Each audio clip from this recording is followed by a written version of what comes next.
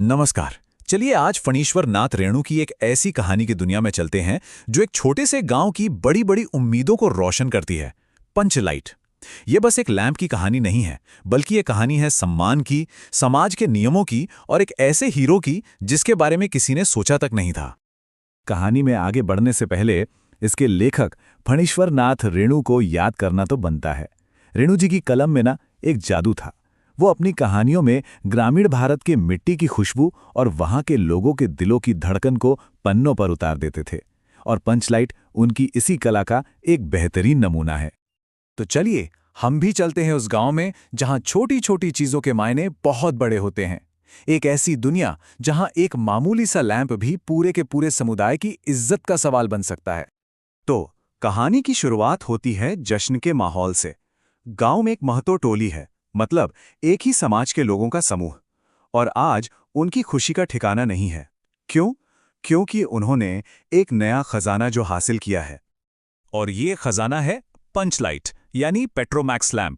अब जरा उस जमाने के बारे में सोचिए, जब गांव में बिजली नहीं होती थी।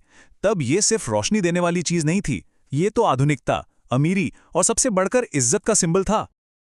और इसे खरीदना कोई बच्चों का खेल नहीं था। पूरे 15 महीने लगे थे।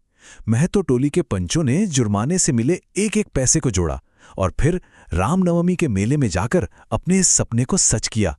और आज देखिए, पूरा गांव, बच्चे, बूढ़े, औरतें सब अपनी इस नई शान को देखने के लिए जमा हुए हैं। लेकिन जैसे ही सूरज ढलने लगा और जश्न की घड़ी पास आई, एक ऐसी समस्या सामने आ खड़ी हुई जो उनके सारे सपनों पर पानी फेर सकती थी। एक ऐसी भूल जिस पर किसी का ध्यान ही नहीं गया था। सवाल बहुत सीधा सा था, लेकिन किसी ने सोचा ही नहीं। पंचलाइट तो खरीद लाए, पर इसे जलाएगा कौन? पूरी टोली में एक भी ऐसा आदमी नहीं था जिसे पेट्रोमैक्स जलाना आता हो। बस इस एक सवाल ने महतो टोली के लोगों के चेहरों की हवाइयां उड़ा दीं, और जले पर नमक छिड़कने के लिए उनकी जो विरोधी टोली थी, राजपूत टोली, वो उन पर हंसने लगी, उनका मजाक उड़ाने लगी। अब यह सिर्फ एक लैंप का नहीं, बल्कि पूरी टोली की नाक का सवाल बन गया था। इतनी बेइज्जती के बाद भी पंचों का फैसला अटल था। चाहे कुछ भी हो जाए, दूसरी टोली के सामने हाथ नहीं फैलाएंगे। इज्जत बचाने के लिए अंधेरे में रहना मंजूर था, पर किसी के सामने झुकना नहीं। जब लगा कि अब सारी उम्मीदें खत्म हो चुकी हैं, तभी उस अंधेरे में एक उम्मीद की किरण नजर आई।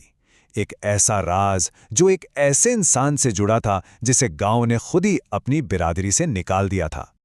और वो इंसान था गोधन, एक नौजवान लड़का जो मुंड्री नाम की लड़की से प्यार करता था। लेकिन अपने थोड़े चुलबुले स्वभाव की वजह से पंचायत ने उसे बिरादरी से बाहर कर दिया था। मतलब उसका हुक्का पानी बंद था, कोई उससे बात तक नहीं करता था।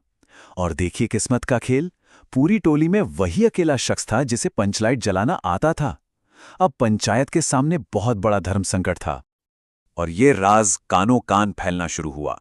मुनरी को तो पता था कि गोधन ये कर सकता है। उसने हौले से अपनी सहेली कनेली के कान में ये बात डाली, और फिर कनेली ने हिम्मत करके ये खबर सरदार तक पहुंचा दी।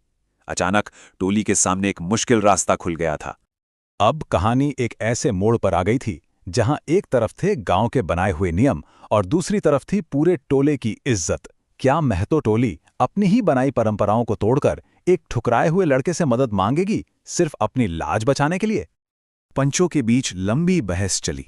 एक तरफ उनका गुस्सा था और दूसरी तरफ पूरे समुदाय की इज्जत।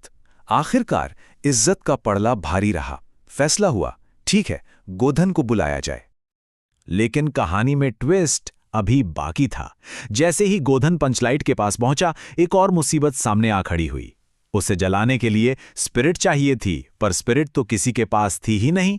एक पल के लिए तो लगा कि सारी उम्मीदें फिर से टूट जाएंगी। पर यहीं गोधन ने अपनी होशियारी दिखाई। उसने हार नहीं मानी और अपना देसी जुगाड़ लगाकर नारियल के तेल से ही पंचलाइट जला दिया। ये एक ऐसा कारनामा था जिसके बारे में गांव का कोई भी आदमी सोच तक नहीं सकता था। और फिर वो हुआ जिसका सबको बेसब्री से इंतजार था। पंचलाइट जल उठा। उसकी रोशनी से पूरा टोला जगमगा गया और लोगों की खुशी का तो ठिकाना ही न रहा। चारों तरफ महावीर स्वामी के जयकारे गूंजने लगे और औरतों ने कीर्तन शुरू कर दिया। उस रोशनी ने सिर्फ अंधेरा ही नहीं बल्कि गोधन पर लगे सारे दाग भी धो दिए। सरदार ने उसे गले से लगा लिया और कहा, तुमने जाति की इज्जत रख ली, तुम्हारे साथ खून माफ। सोचिए, एक झटके में उसका बहिष्कार खत्म हो गया। तो आखिर में ये कहानी हमें क्या सिखाती है? ये सिर्फ एक लैंप जलाने की कहानी नहीं है, इसके मायने कहीं ज्यादा गहरे हैं, जो नियमों से भी ऊपर उठकर इंसानियत की रोशनी दिखाते हैं। इस कहानी से 3 बड़ी बातें समझ में आती हैं। पहली, समुदाय की इज्जत किसी भी एक व्यक्ति से बड़ी होती है। दूसरी, किसी इंसान का हुनर, उसकी कला कभी-कभी समाज के बनाए हुए नियमों से भी बड़ी हो जाती है। और तीसरी, माफी और एक दूसरा मौका टूटे हुए रिश्तों को फिर से जोड़ सकता है। और कहानी का सबसे खूबसूरत पल तो अंत में आता है। वही गुलेरी काकी, जिसकी शिकायत पर गोधन को सजा मिली थी, उसे रात के खाने पर बुलाती हैं। यह सिर्फ एक न्योता नहीं था, बल्कि इस बात का सबूत था कि गोधन अब फिर से उस समाज का एक अहम हिस्सा बन चुका है। और ये कहानी हमें एक जरूरी सवाल के साथ छोड़ जाती है। क्या किसी इंसान का हुनर समाज के बनाए हुए नियमों और परंपराओं के बोझ से ज्यादा बड़ा हो सकता है? ये सवाल जितना उस गांव के लिए सच था, उतना ही आज हमारे लिए भी है। इस पे सोचिएगा जरूर।